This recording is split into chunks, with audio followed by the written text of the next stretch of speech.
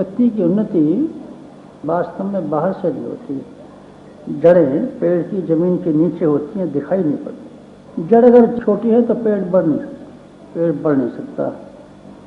आदमी का जितना विस्तार आपको दिखाई पड़ता है, वास्तव में उसके शरीर का विस्तार नहीं है, वास्तव में उसके पैसे का विस्तार नहीं है, वास्तव में उसकी अकल का विस्तार नहीं है। अगर आदमी का विस्तार है, आदमी की अंतः चेतना का विस्तार।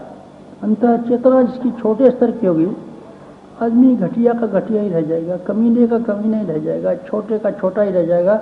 कोई और आदमी दूसरी उसकी सहायता भी करना चाहे कर नहीं सकेगा, अगर भीतर वाला अंतरंग और आदमी का विकसित न हो सका तब।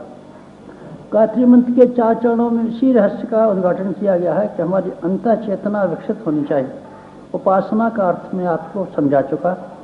पास बैठ जाना, इसके पास बैठ जाना, जिसके हम पास बैठ जाते हैं उसके रंग में हम रंग जाते हैं। खराब लोगों के संगति में हम बैठते हैं, खराब लोगों के रंग में रंग जाते हैं। हमारे बच्चे बाहियात और निकम्मे हो जाते हैं। पड़ोस के लड़के बाहियात लड़के हमारे भोले भाले लड़के को बहका ले आते हैं, सिनेमा दिखाते हैं, बीड़ी पिलाते हैं और थोड़े दिनों बाद ऐसा बना देते हैं कि सबसे बाहियात और सबसे निकम्मा लड़का हो जाता है। हमारा संगति का प्रभाव, संगति का प्रभाव होता है। बुरी संगति का भी प्रभाव हो सकता है और अच्छे संगति का भी। सामान्य में एक चौपाई आती है, का कहों पिक बकहो मराला।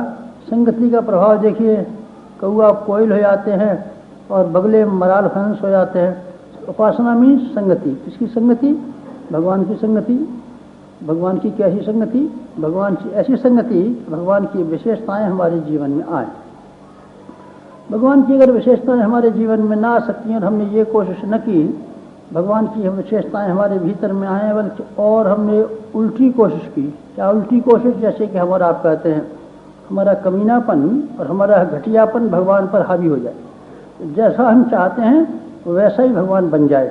जैसे निकम्मे हम हैं, जैसे पाजी हम हैं, जैसे दुष्ट हम हैं, जैसे अनाचारी हम हैं, ठीक उसी तरह का भगवान बन जाए। जो हम चाहते हैं वो पूरा करे। आप ये चाहते हैं भगवान पूरा करे, आपकी मर्जी पूरा करे। आप इसी लायक हैं कि आपकी मर्जी भगवान को पूजा करनी चाहिए। आप धूप बत्ती खिलाते तो इसके बदले में ये हिमाकत करेंगे कि भगवान को आप हमारी मर्जी पर चलना चाहिए। आप धूप बत्ती की रिश्वत दे करके जैसा भी मर्जी चाहे वैसे भगवान को चलना चाहते हैं। ये नहीं हो सकता, ये नहीं हो सकता। ये गलत फहमियाँ लोगों के दिमाग पर न जाने कहाँ से हो गई। तो बच्चे की तरीके से भगवान को बहकाया जा सकता है और बच्चे की तरीके से भगवान को फुसलाया जा सकता है। और जो भी हम चाहते हैं अपनी मर्जी की बात कराने के लिए रजामंद कराया जा सकता है। ये संभव है? ये बेटे संभव नहीं है, ये संभव नहीं है। मान लीजिए हम सब हनुमान जी के भक्त हैं और हम ये हनुमान जी से प्रार्थना करते हैं हमारा पड़ोसी मर जाए, ये हमको बहुत दुख देता है। और दूसरा पड़ोसी कहे ये हमारा पड़ोसी मर जाए क्योंकि हमको बहुत दुख देता है। दोनों भगत हैं ना। हनुमान को तो इस बात की तमीज़ नहीं है कि हमको मनोकामना पूरी करते समय पर ये भी विचार करना चाहिए कौन मुनासिब मांग रहा है, कौन गैर मुनासिब मांग रहा है, कौन ड्यू मांग रहा है, कौन अनड्यू मांग रहा है। तो बताइए, हमारी मनोकामना पूरी करके पड़ोसी को मारेगा कि पड़ोसी को मनोकामना पूरी करके हमको मारेगा? क्या करेगा हनुमान? बताइए। परेशान करते हैं हनुमान, परेशान करते हैं हनुमान को। आप ऐसा नहीं हो सकता। मनोकामना के लिए पूजा नहीं बेटे। अगर मनोकामना के लिए पूजा है तो बंद कीजिए, मनोकामना के लिए पूजा है तो बंद कीजिए। तो सारे के सारे देश में अज्ञान, अध्यात्म के नाम पर अज्ञान, अध्यात्म के नाम पर अज्ञान। अध्यात्म तो अज्ञान के निवारण करने के लिए बनाया गया था। ये क्या आफत आ गई? ये क्या हो गया? उल्टा अज्ञान अध्यात्म में समाविष्ट हो गया। ऐसा नहीं होना चाहिए। ये क्या होना चाहिए मित्रों? पानी बरसता है, हर चीज़ मुलायम हो जाती है, गीली हो जाती है। फिर मैं ये पूछता हूँ, चट्टान गीला होता है कि नहीं होता? नहीं, सब नहीं होता। और चट्टान में से एक पत्ता पैदा होता है? नहीं होता।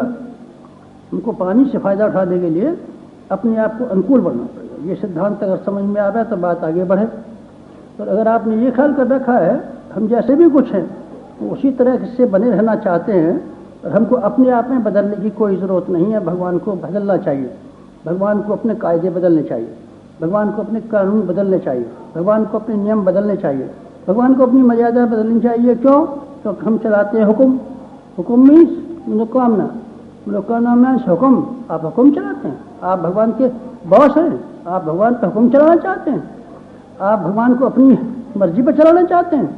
क्योंकि आप हनुमान चालीसा का पाठ करते हैं और आप धूप बत्ती खिलाते हैं, इसीलिए आप चाहते हैं कि आपको भगवान की मर्जी पर चलना चाहिए। ऐसा नहीं। तो अध्यात्म क्या है? अध्यात्म ये है कि भगवान की मर्जी के मुताबिक हमको ढलने के लिए कोशिश करनी चाहिए। हमको अपने आप की पात्रता का ऐसा विकास करना चाहिए ताकि भगवान का अनुग्रह, भगवान की कृपा प्राप्त करने में हम समर्थ हो सकें।